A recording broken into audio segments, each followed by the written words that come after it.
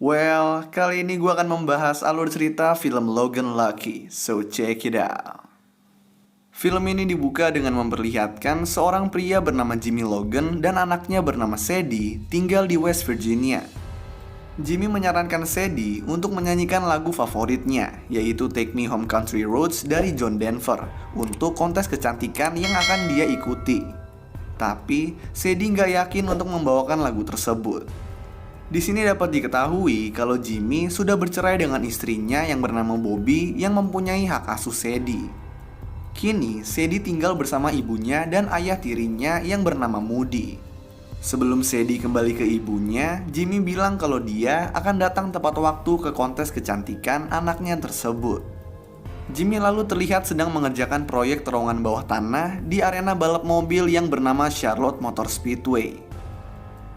Di sini dia lalu dipanggil oleh bosnya bernama Kel yang memecatnya karena ada pekerja yang memberitahu kalau Jimmy kakinya pincang satu akibat bermain football saat SMA dulu. Jimmy yang selama ini udah mencoba menyembunyikan kakinya yang pincang tersebut mau nggak mau harus menerima keputusan bosnya. Kita lalu diperlihatkan kalau Jimmy mempunyai adik perempuan bernama Melly yang merupakan hairstylist. Jimmy pergi ke rumah Bobby untuk menemui Sadie, tetapi di sini dia diberitahu kalau Bobby dan keluarganya akan pindah ke Lynchburg, di mana ini membuat Jimmy akan lebih sulit untuk mengunjungi Sadie.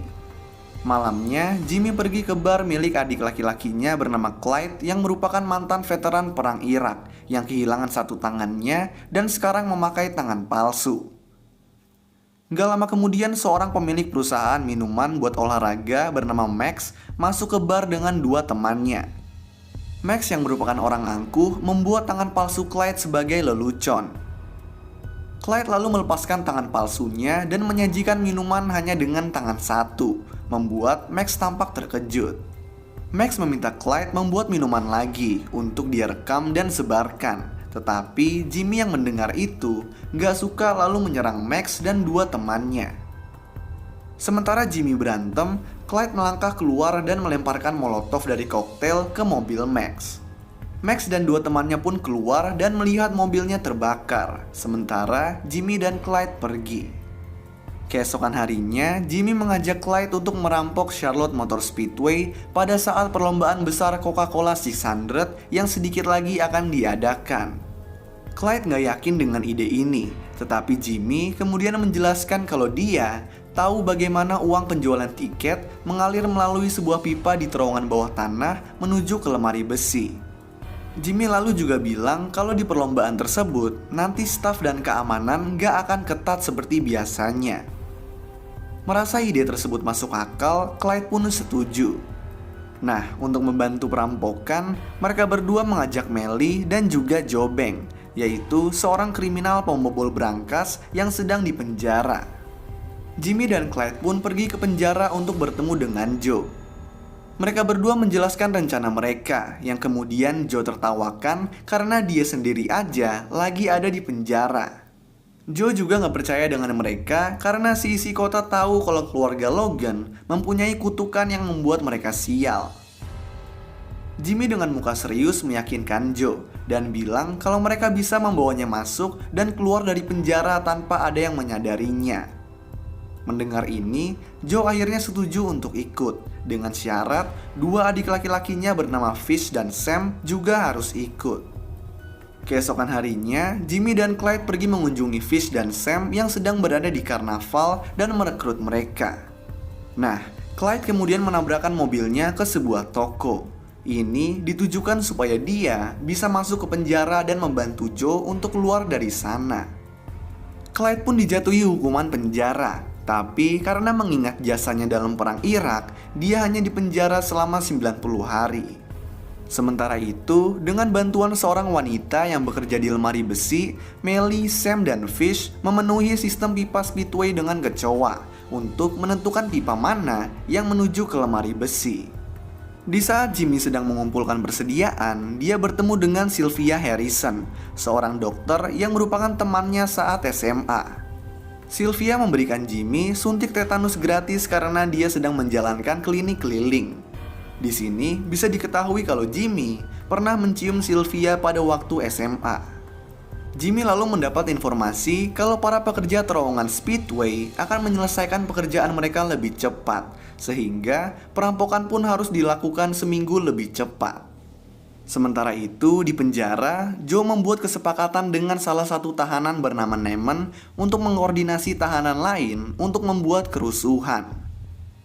Di saat makan siang, Joe berpura-pura keracunan makanan, jadi dia pun dibawa ke rumah sakit penjara. Nah, di sini Clyde muncul dan bersama Joe, mereka pun bersiap keluar dari penjara. Di sisi lain, Nemen melaksanakan tugasnya dan terjadilah kerusuhan di penjara. Sementara Joe dan Clyde kabur dari penjara tanpa ketahuan. Mereka berdua bertemu dengan Melly yang kemudian membawa mereka ke Speedway. Nah, kepala penjara bernama Warden Burns kelabakan dan berusaha menangani kerusuhan di penjara. Masalahnya, Warden ini gak mau menelpon polisi karena takut reputasi penjaranya menjadi jelek. Dia pun akhirnya mencoba menuruti kemauan para tahanan. Di sisi lain, Fish dan Sam meledakkan jaringan listrik Speedway sehingga pengunjung hanya bisa membeli tiket secara tunai. Sementara itu, Jimmy, Clyde, dan Joe masuk ke pipa tempat uang mengalir. Di sini, Joe merakit bom dengan bahan yang membuat Jimmy dan Clyde tercengang, yaitu kantong plastik, pemutih, garam palsu, dan juga permen jelly. Joe lalu memasukkan bom ke dalam pipa untuk meledakkan pintu corong pipa lemari besi. Mereka lalu menyedot banyak uang dengan pompa vakum besar yang dipasangkan ke pipa. Nah, uang-uang tersebut lalu dimasukkan ke kantong sampah yang kemudian dibawa oleh Fish dan juga Sam.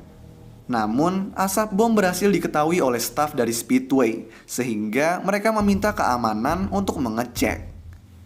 Para penjaga pun sempat berpapasan dengan Fish dan Sam dan juga Jimmy yang mengatakan kalau mereka tidak melihat atau mencium ada asap, sehingga para penjaga ini pun tidak jadi mengecek.